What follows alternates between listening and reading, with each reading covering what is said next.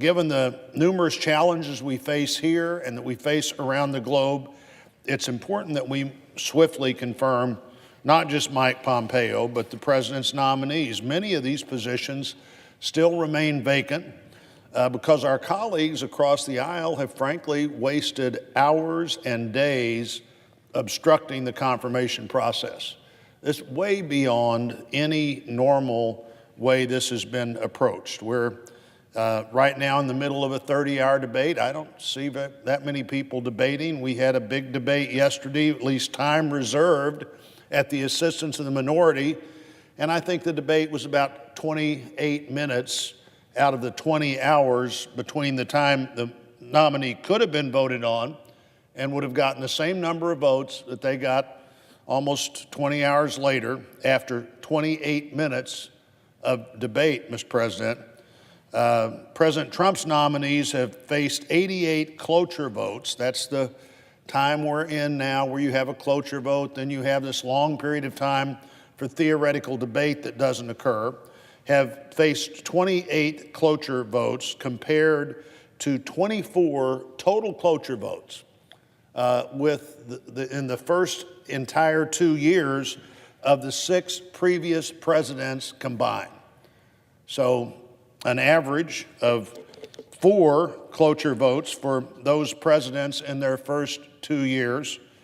President Trump's had 88 cloture votes in less than a year and a half. Something is happening differently than's ever happened before. It takes an average of 85 days for the president's nominees to be confirmed once they get to the Senate. 20 days longer than President Obama's nominees, but the other difference with President Obama's nominees is we didn't stop all the work in the Senate during the 60 days that we're having hearings, getting the nomination ready to the floor.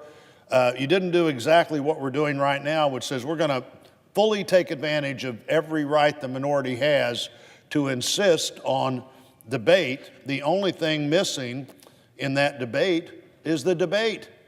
So at the rate we're going, it would take more than 9 years to confirm all of the president's nominees. This would be 9 years of his 4-year term.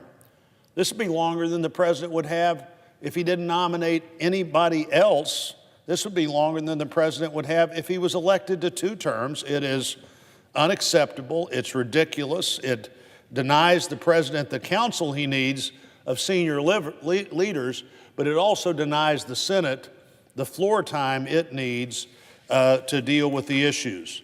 You know, if you've watched the Senate the last several years, and particularly if you watched it the last several months, the quorum call that we so often have, the one that I suggested we remove ourselves from, is what you see when you turn on the Senate, because we're waiting for a vote to happen, the debate of which does not occur. So later today, the Rules Committee that I chair will be considering Senator Lankford's legislation to address these delays in the confirmation process.